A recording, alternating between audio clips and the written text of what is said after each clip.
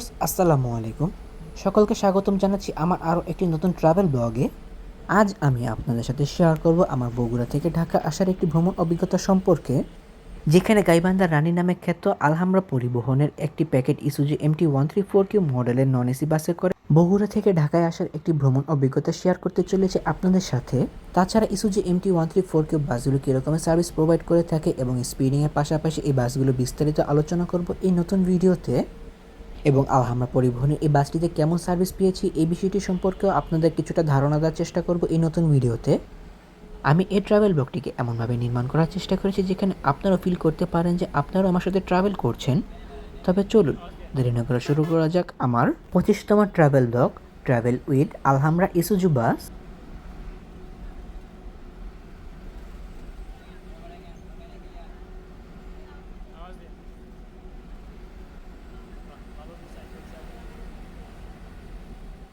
আমাদের ভ্রমণকারী বাসটি কিন্তু আমাদেরকে পিক করে বগুড়া বনানী থেকে। মূলত এই বাসটি গাইবান্ধা থেকে ছেড়ে আসলে আমাদেরকে এই বাসটি বগুড়া বনানী থেকে পিক করার একমাত্র কারণ, আমরা ঢাকা থেকে বগুড়া একটি জার্নি এক্সপিরিয়েন্স এক্সপ্লোর করেছিলাম নাবিল পরিবহনের একটি নন এসি বাসে করে। পরবর্তীতে আলহামরা ম্যানেজমেন্ট কর্তৃক আমাদেরকে এই বাসটিতে জার্নি করার সুযোগ করে দেওয়া হয়। মেনি থ্যাঙ্কস টু জিয়াদ ভাইয়া for this great opportunity. Isuzu MT এই বাসটিতে জার্নি করার আমার অনেক আগ থেকে স্বপ্ন ছিল, যার জন্য আমি জিহাদ ভাইয়াকে অনেকদিন আগেই বলে রেখেছিলাম। পরবর্তীতে জিহাদ ভাইয়া আমাকে এই বাসটিতে জার্নি করার একটি সুযোগ করে দিয়েছে।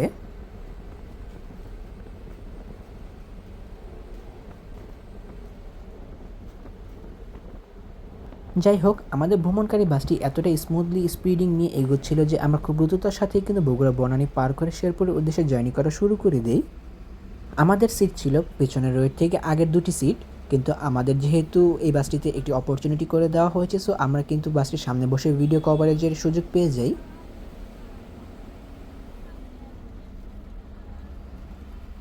আর গাড়ির গাইড আনোয়ার ভাইকে যতটাই ধন্যবাদ দিব ততটাই কম হয়ে যাবে। গাড়িটি গাইবান্ধা থেকে রওনা হওয়ার পর আমি আনোয়ার ভাইকে যে কতগুলো কল করেছি, আর আনোয়ার ভাই আমার কলগুলোকে খুব স্মুথলি অ্যাটেন্ড করেছেন। আর গাড়ির সামনের অংশে বসে গাড়ি ভিডিও করার ক্ষেত্রে উনি অনেকটা কোঅপারেটিভ ছিলেন আমার সাথে, যার জন্য আমি বলেছি যে তাকে যতই ধন্যবাদ দিব ততটাই কম।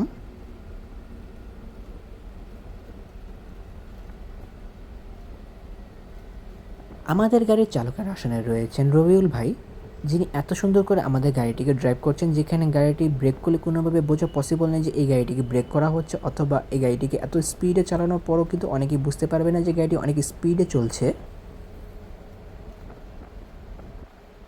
আলহামরা পরিবহনের এই বাসগুলোর বয়স কিন্তু বেশি দিন নয়, আনুমানিক 6 মাস আগে এই বাসগুলোকে কিন্তু গ্যারেজ থেকে বের করা হয় সার্ভিস প্রদানের জন্য।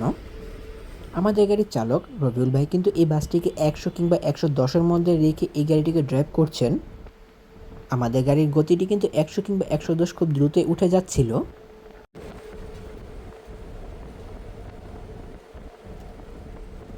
বগুড়া বনানী থেকে বের হয়ে শেরপুর হয়ে আমাদের পরবর্তী ডেস্টিনেশন নাবিল হাইওয়ে রেস্টুরেন্ট। আলহামরা পরিবহনের বাসগুলো কিন্তু নাবিল হাইওয়ে রেস্টুরেন্টের পাশাপাশি হোটেল ফুড ভিলেজও বিরতি দিয়ে থাকে। তো ঢাকা যাওয়ার পথে আমাদের ভ্রমণকারী বাসটি কিন্তু নাবিল হাইওয়ে রেস্টুরেন্টে তার হোটেল বিরতি দিয়ে থাকবে।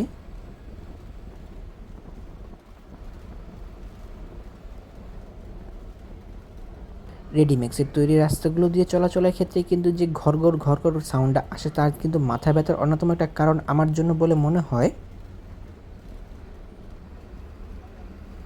শেরপুর থেকে বের হয়ে বর্তমানে আমরা রয়েছি শনকাপ বাজার এলাকায়।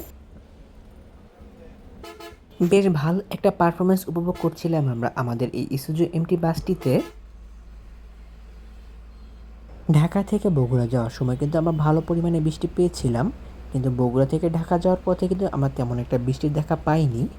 তবে আবার একেবারেই পাইনি এমনটা নয়, কয়েকটা জায়গায় মুষলধারে বৃষ্টি পেয়েছিলাম, যার জন্য কিন্তু আমাদেরকে কোনোভাবে স্লো গাড়ি চালাতে হয়নি।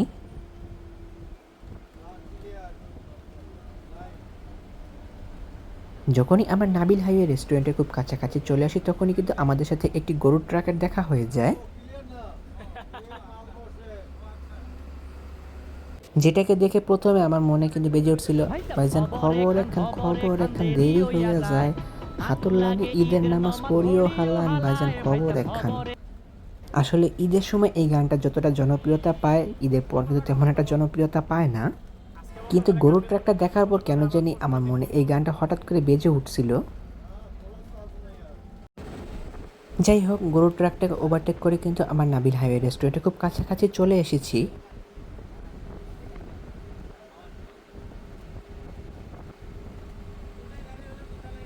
নাবিল হাইওয়ে রেস্টুরেন্টের সামনে এসে কিন্তু আমাদের গাড়ির গাইড সাহেব আনোয়ার ভাই হোটেল ব্রিফিংটি দিয়ে দিচ্ছিল।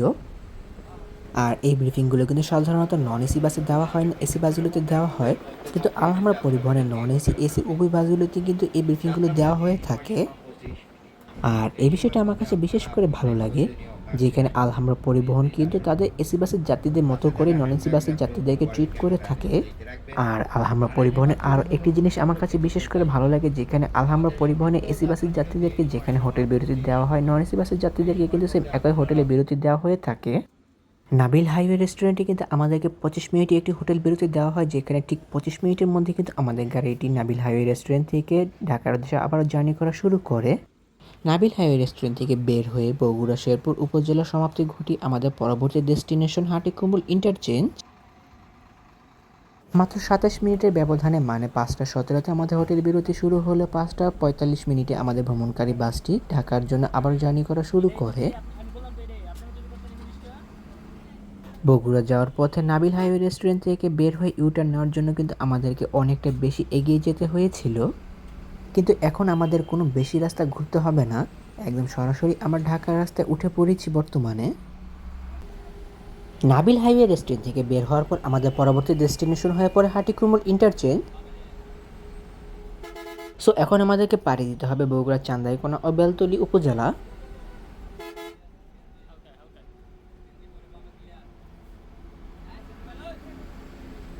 ইসুজু MT-134Q মডেলের বাসগুলো কিন্তু একটি জাপানি প্রোডাক্ট। যারা আমার ভিডিওটাকে একদম প্রথম থেকে দেখছেন তারা হয়তো অনেকে খেয়াল করেছেন যে আমি যে বাসটাতে ভ্রমণ করছি সেটার ইঞ্জিন থেকে কিন্তু টার্বো সাউন্ড পাওয়া যাচ্ছে। ইসুজু MT-134Q মডেলের বাসগুলো কিন্তু 1J থেকে অনেকটা পাওয়ারফুল একটা বাস। যারা আমার ঢাকা থেকে বগুড়া যাওয়ার ট্রাভেল ব্লগটা দেখেছেন তারা অনেকেই হয়তো খেয়াল করেছেন যে আমাদের ভ্রমণকারীহীন একে 1J মডেলের বাসটি কিন্তু বৃষ্টিতে অনেকটা দুর্বল ছিল, যার জন্য সে কিন্তু একটা ভালো অ্যালটিটিউডের গতি নিয়ে এগোতে পারছিল না। কিন্তু আমরা পরিবহনের এই ইসুজু বাসটাতে করে ঢাকা আসার পথে কিন্তু আমরা বেশি বৃষ্টির দেখা না পেলেও কিন্তু খুব কম পরিমাণে বৃষ্টি পেয়েছিলাম। কিন্তু এই মুষলধারে বৃষ্টিতেও আমাদের ভ্রমণকারী বাসটি কিন্তু 120 স্পিড নিয়ে ঢাকার উদ্দেশ্যে ছুটে চলছিল। তবে চলুন এবার একটু ইসুজু MT-134Q বাসের অরিজিনাল ইঞ্জিন সাউন্ডের পাশাপাশি গাড়ির কেবিন নয়েজের সাথে চান্দাইকোনা উপজেলা থেকে হাটিকুমু পর্যন্ত হাইওয়ের অসাধারণ সৌন্দর্যতা উপভোগ করে আসা যাক। যদি কেউ উপভোগ করতে না চান তবে স্কিপ করে সামনে চলে যেতে পারেন।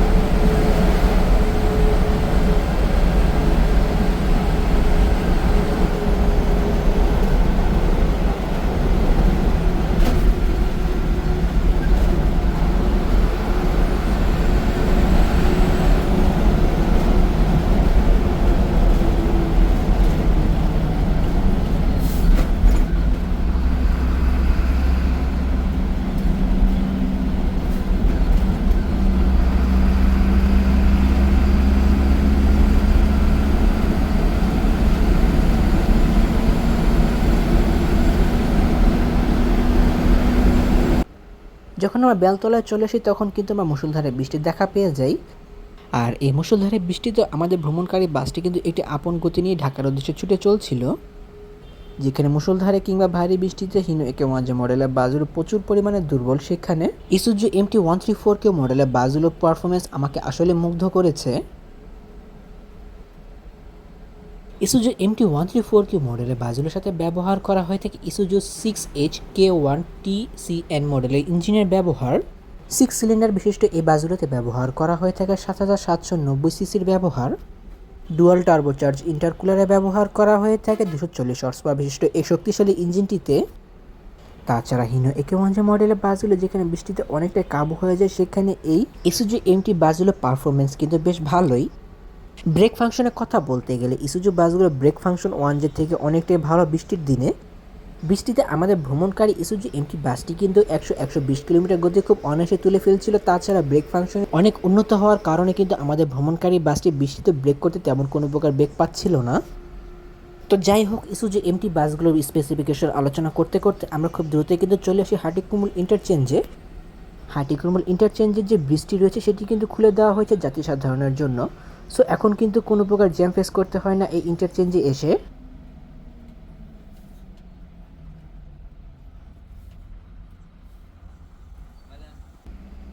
হাটিকুমুল ইন্টারচেঞ্জের ব্রিজে ওঠার পর হাতে বাম দিক দিয়ে আমরা নিচের অংশে চলে আসি, যেখান থেকে আমাদের পরবর্তী ডেস্টিনেশন হয়ে পড়ে যমুনা সেতু।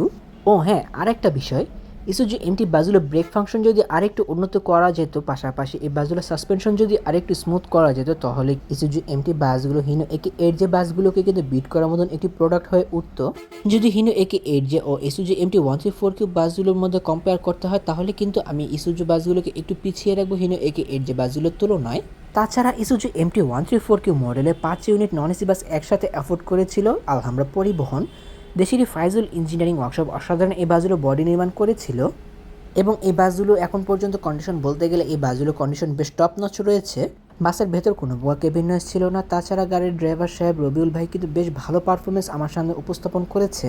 হিনো যে মডেলের মতন ইসুজু বাসগুলোর একটা বিশেষ দিক হলো, যখনই 2000 RPM পার হয়ে যাচ্ছে 100 স্পিডের উপর, তখনই কিন্তু ইসুজু বাসগুলো অরিজিনাল যে ইঞ্জিন সাউন্ডটা রয়েছে সেটা কিন্তু খুব সুন্দরভাবে উপভোগ করতে পারছিলাম আমি।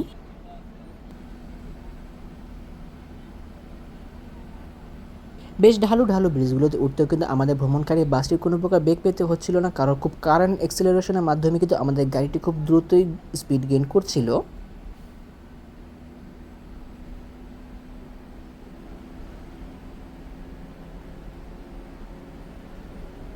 আর আমাদের ভ্রমণকারী বাসের ড্রাইভার রবিউল ভাই কিন্তু বেশ ভালো ড্রাইভিং করছিল, যেখানে উনি রাস্তা ফাঁকা পেলে কিন্তু 110-120 স্পিডে গাড়ি টেনে সময় পুষিয়ে নেওয়ার চেষ্টা করছিল। আর অনেকে হয়তো জানেন না যে ইসুজু MT বাসগুলোতে যে পুশিং মানে ইঞ্জিন ব্রেক অথবা যেটাকে এক্সস্ট ব্রেক বলা হয় সেটা ব্যবহার করা হয়ে থাকে। বগুড়া থেকে 1.5 ঘন্টা জার্নি করার পর আমরা খুব দ্রুততার সাথে চলে আসি যমুনা সেতুর অ্যাপ্রোচে। 6:10 আমাদের ভ্রমণকারী বাসটি আমাদেরকে নিয়ে কিন্তু বগুড়া থেকে যমুনা সেতু সিরাজগঞ্জ প্রান্তে চলে আসে। যমুনা সেতু সিরাজগঞ্জ প্রান্ত চত্বর শেষ করে আমাদের ভ্রমণকারী বাসটি কিন্তু যমুনা সেতু অ্যাপ্রোচে চলে আসে। ঢাকা থেকে উত্তরবঙ্গে যেতে কিংবা উত্তরবঙ্গ থেকে ঢাকা যেতে যমুনা সেতুর যে দুই পাশের দুটি অ্যাপ্রোচ রয়েছে, আমার কাছে কিন্তু এই অ্যাপ্রোচগুলো অনেক বেশি ভালো লাগে, যেখানে দুই পাশের দুটি অ্যাপ্রোচে কিন্তু ব্যবহার করা হয়েছে 3টি করে লেনের ব্যবহার।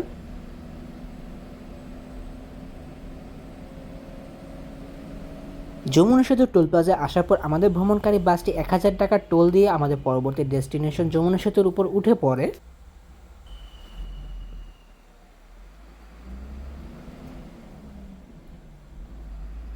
আলহামরা পরিবহনের বাসে যারা রেগুলার জার্নি করেন তারা অবশ্যই হয়তো জানেন, আর যারা জানে না তাদের বিস্তারিত বলতে গেলে আলহামরা পরিবহনের বাসে কিন্তু 2 জন করে স্টাফ থাকে।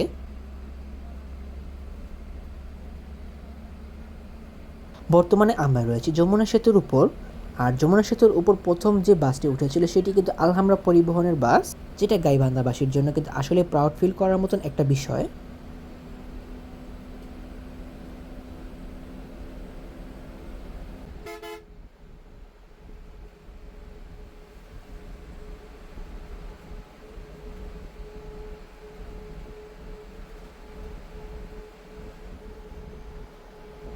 যমুনা সেতু থেকে নামার পর আমাদের পরবর্তী ডেস্টিনেশন এলেঙ্গা। যমুনা সেতুর অ্যাপ্রোচ থেকে এলেঙ্গা যাওয়ার জন্য কিন্তু আমাদের ব্যবহার করতে হবে কালিহাতী হাইওয়ে।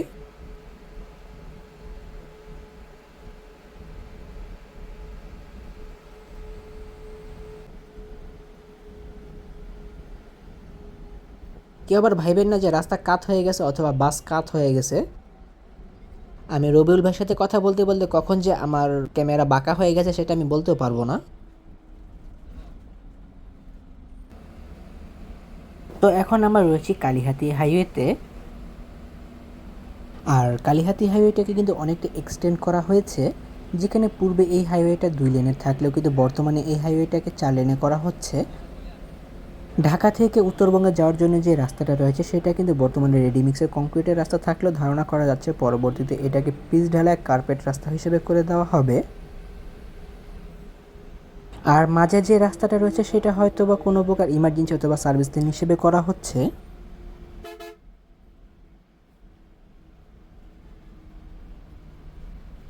যমুনা সেতু থেকে নামার 15 মিনিটের মাথায় কিন্তু আমরা চলে আসি টাঙ্গাইলের এলেঙ্গায়। জ্যামের জন্য কুখ্যাত বিখ্যাত এলেঙ্গায় আসার পর আমরা পরিবহনের চেক শেষ করে আমাদের পরবর্তী ডেস্টিনেশন চন্দ্রা। এলেঙ্গায় আসার পর আমাদেরকে কিন্তু কোনো প্রকার জ্যাম ফেস করতে হয়নি, তবে ব্রিজের কাজটি চলমান থাকার কারণে কিন্তু গাড়িগুলো খুব স্লো এগিয়ে যাচ্ছিল। বর্তমানে আমরা রয়েছি মির্জাপুর এক্সপ্রেস হাইওয়েতে। মির্জাপুর এবং কালিয়াকৈর হয়ে কিন্তু আমাদের পরবর্তী ডেস্টিনেশন চন্দ্রা। মির্জাপুর হাইওয়েটা কিন্তু একটা এক্সপ্রেস হাইওয়ে, প্রতিটা লেনের সাথে কিন্তু রয়েছে সার্ভিস লেনের সুবিধা। তবে চলুন এবার একটু গাড়ি মেইন ইঞ্জিন সাউন্ডের সাথে গাড়ির কেবিন নয়েজ পাশাপাশি মির্জাপুর হাইওয়ে এক্সপ্রেসের সৌন্দর্যতা উপভোগ করে আসা যাক। যদি কেউ উপভোগ করতে না চান তাহলে স্কিপ করে সামনে চলে যেতে পারেন।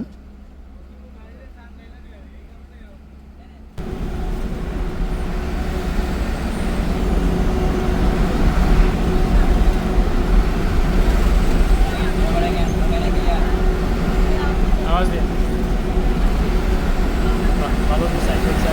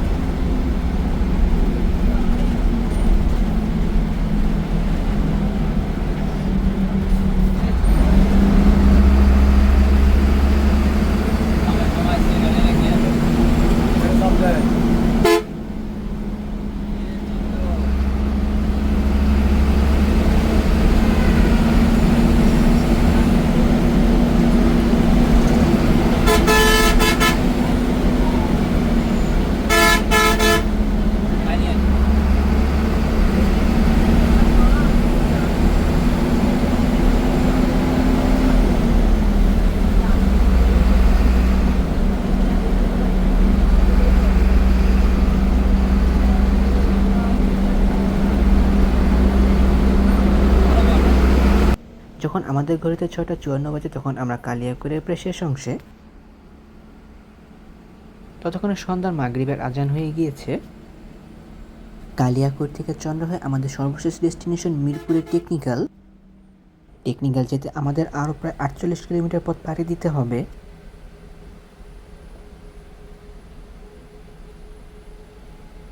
আপনারা সন্ধ্যাকালের যে ভিডিওটা বর্তমানে দেখতে পাচ্ছেন সেটা আসলে দেখতে যে কতটা সুন্দর লাগছিল সেটা আসলে বলে প্রকাশ করা যাবে না।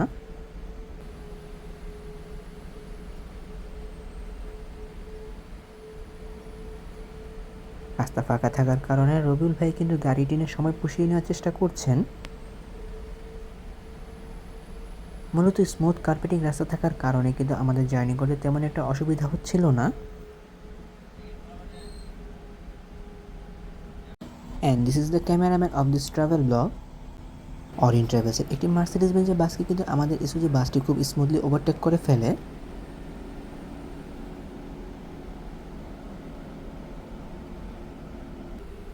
তো সন্ধ্যা হয়ে যাওয়ার কারণে কিন্তু আমি আর ওয়াইড অ্যাঙ্গেলে ভিডিও করতে পারছিলাম না, যার জন্য কিন্তু ভিডিও স্পিডটা অনেকটা কম বলে মনে হবে আপনাদের।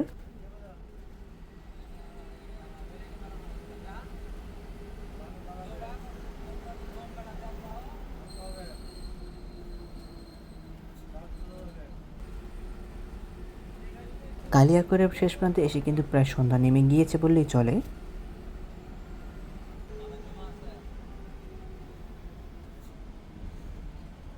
ভিডিওটাকে আর বেশি লেন্দি করবো না, কারণ অলরেডি 20 মিনিট প্লাস হয়ে গিয়েছে। তাছাড়া একটু লেন্দি করার একমাত্র কারণ যাতে আপনারা ফিল করতে পারেন যে আপনারা আমার সাথে ট্রাভেল করছেন।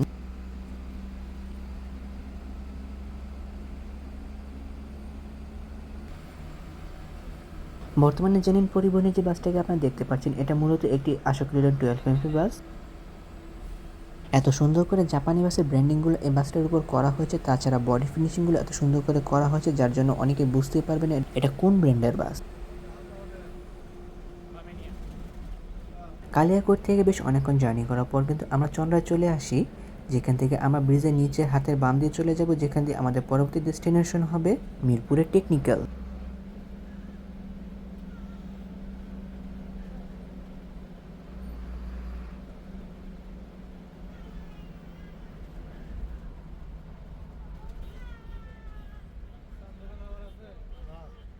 তো চন্দ্রা আসার পর কিন্তু আমাদের গাড়ি থেকে আস্তে আস্তে যাত্রী নামা শুরু হয়ে যায়।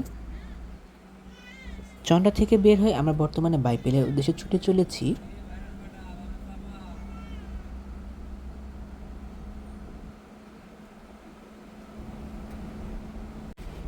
বাইপেল সাভার ইপিজেড হয়ে আমাদের পরবর্তী ডেস্টিনেশন আমিনবাজার।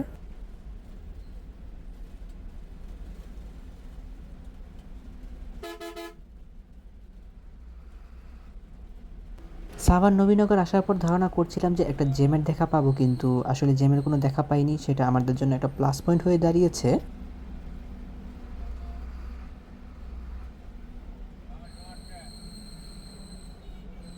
নবীনগরের একদিক থেকে একটু ব্রিজের কাজ চলমান থাকার কারণে কিন্তু গাড়িগুলো খুব স্লো স্লো এগিয়ে যাচ্ছিল, যার মাঝখানে কিন্তু আমরা খুব স্লো স্লো এগিয়ে যাচ্ছিলাম।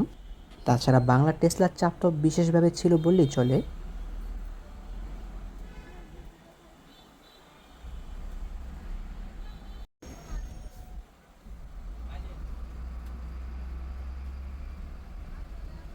নবীনগর পার করে বর্তমানে আমরা রয়েছি জাহাঙ্গীরনগর বিশ্ববিদ্যালয়ের 1 নম্বর গেটের উদ্দেশ্যে। জাহাঙ্গীরনগর বিশ্ববিদ্যালয়ের 1 নম্বর গেটের সামনে আমাদের গাড়ি থেকে কিছু যাত্রী নেমে যায়, তারপর আমাদের পরবর্তী ডেস্টিনেশন হয়ে পড়ে আমিনবাজার।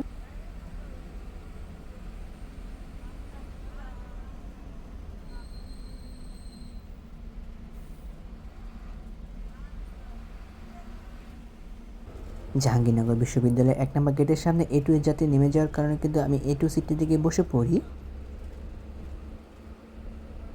অ্যান্ড ব্লক পারপাসের জন্য A2 সিটটি কিন্তু আসলে অনেকটা উপকারী একটা সিট বলে আমার মনে হয়।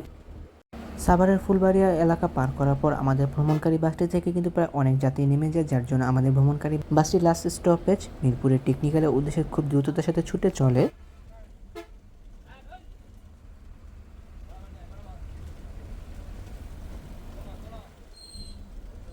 ফুলবাড়িয়া পার করার পর আমাদের ভ্রমণকারী বাসটি খুব দ্রুততার সাথে কিন্তু বলিয়াপুর এলাকায় চলে আসে। বেশ রিলায়েবল একটা জার্নি উপভোগ করতে পেরেছি আলহামরা পরিবহনের এই ইসুজু এমটি বাসটিতে করে। হিনো একে 1 মডেলের বাসগুলো যেখানে বেস্ট পারফরমেন্স আমাদের সামনে উপস্থাপন করছে, এই ইসুজু এমটি বাসগুলো তেমন পারফরমেন্স উপস্থাপন না করতে পারলেও কিন্তু সেই পারফরমেন্সের প্রায় 70% যাত্রীদের মাঝে তুলে ধরতে পারছে। হিনো একে 1 মডেলের বাসগুলো হয়তো আর কখনোই বাংলাদেশে আসবে না, কিন্তু হিনো একে 8 মডেলের বাসগুলো কেমন পারফরমেন্স যাত্রীদের মাঝে উপস্থাপন করতে পারবে তা নিয়ে কিন্তু আমি এর আগে একটা ট্রাভেল ব্লগ বানিয়েছিলাম। যারা এই ইসুজু এমটি বাসের পারফরমেন্স এতক্ষণ উপভোগ করেছেন তারা চাইলে হিনো একে 8 বাসের পারফরমেন্স উপভোগ করতে পারেন কোনো সার্ভিসের ট্রাভেল ব্লগের মাধ্যমে। তবে হিনো একে 8 এবং ইসুজু এমটি বাসের পারফরমেন্সের মধ্যে কিন্তু অনেকটা তফাৎ রয়েছে। যারা পরপর আমার দুটি ট্রাভেল ব্লগ দেখবেন তারা অবশ্যই এই জিনিসটাকে অ্যানালাইসিস করতে পারবেন, যার জন্য আমি হিনো একে 8 বাসের যে ট্রাভেল ব্লগের লিঙ্ক সেটা আমার ভিডিও ডিসক্রিপশন বক্স কিংবা পিন কমেন্টে দিয়ে রাখলাম। তো বেশ অনেক কথা বলতে বলতে বর্তমানে আমরা চলে এসেছি আমিনবাজার ব্রিজের উপর। আমিনবাজারে আসার মাধ্যমে কিন্তু আমাদের ভ্রমণের প্রায় 99.99% শেষ হয়ে গিয়েছে। আর সারা রাস্তা আমার ট্রাভেল পার্টনার নিয়ে আজ কিন্তু ঘুমাতে ঘুমাতে এসেছে। বগুড়ে গিয়ে ঘুরতে ঘুরতে সে অসুস্থ হয়ে গেছে, যার জন্য সে গাড়ির পেছনের অংশে বসে ঘুমাতে ঘুমাতে চলে এসেছে ঢাকা। গাবতলী আসার পর আমাদের ভ্রমণকারী বাসটি থেকে সব যাত্রী নেমে যায়। টেকনিক্যালের সাকুরা কাউন্টারের সামনে ছোটো ভাই নিয়াজকে নামিয়ে দেওয়ার পর আমি টেকনিক্যাল মোড়ে নেমে গিয়ে আমাদের ভ্রমণের সমাপ্তি ঘটিয়ে ফেলি। And finally we finished hour another successful journey. বিকাল 4:40 বগুড়ার বনানী থেকে রওনা হয়ে রাত 8:51 আমাদের ভ্রমণকারী বাসটি আমাদের জার্নির সমাপ্তি ঘটায়। এক কথায় ইসুজু বাসে করে এটা আমার জন্য একটা এক্সপিরিয়েন্সফুল জার্নি ছিল বললেই চলে। যেখানে ইসুজু বাসে এর আগে আমি জার্নি করলে ইসুজু এমটি প্যাকেট বাসগুলোতে জার্নি করার স্বপ্ন অনেক আগ থেকে আমার ছিল, যার জন্য অসংখ্য ধন্যবাদ জানাই জিহাদ ভাইকে আমাকে এত সুন্দর জার্নি এক্সপিরিয়েন্স করতে দেওয়ার সুযোগ করে দেওয়ার জন্য। জার্নিটাকে রেটিং দিতে হলে আমি 10-এ 10 দিব, যেখানে গাড়ির স্টাফ, ড্রাইভার এবং সুপারভাইজার সাহেব কিন্তু বেশ কোঅপারেটিভ ছিলেন আমার ভ্রমণ করার জন্য। গাইড আনোয়ার ভাই পাশাপাশি ড্রাইভার রবিউল ভাই কিন্তু আমার ভিডিও করার ক্ষেত্রে তারা এতটাই কোঅপারেটিভ ছিল যে সারা রাস্তা আমি গল্প করতে করতে কখন ঢাকা চলে এসেছি তা বলতেই পারবো না। গাড়ির কন্ডিশন বলতে গেলে টপ নচ লেভেলের একটি কন্ডিশনের গাড়ি ছিল এটি। একটি স্মুথ স্পিডিং পাশাপাশি স্মুথ ব্রেকিং, তাছাড়া কোনো প্রকার বডি ক্যাবিন নয়েজ ছিল না, যার জন্য কিন্তু আমি এই জার্নিটাকে বিশেষভাবে উপভোগ করতে পেরেছি। যাদের রিকোয়েস্টে আমি এই ইসুজু বাসটিতে একটি ট্রাভেল ব্লগ এক্সপ্লোর করেছি, আশা করি তাদের এই ভিডিওটি অনেক বেশি ভালো লাগবে। তাহলে ভিউয়ার্স, আমার এই ট্রাভেল ব্লগটি কেমন লাগলো তো কমেন্ট করে কিন্তু অবশ্যই জানাবেন। যদি ভিডিওটি ভালো লেগে থাকে তবে অবশ্যই লাইক ও কমেন্ট করবেন এবং ভিডিও লিঙ্কটা বন্ধুদের সাথে শেয়ার করতে পারেন। অসংখ্য ধন্যবাদ জানাই জিহাদ ভাইয়াকে আমাকে এত সুন্দর এক্সপিরিয়েন্স নেওয়ার সুযোগ করে দেওয়ার জন্য। তাছাড়া আরও অসংখ্য ধন্যবাদ জানাই আনোয়ার ভাই, রবিউল ভাই এবং গাড়ির স্টাফদেরকে আমাকে ট্রাভেল ব্লগে এত সুন্দর করে সাহায্য করার জন্য।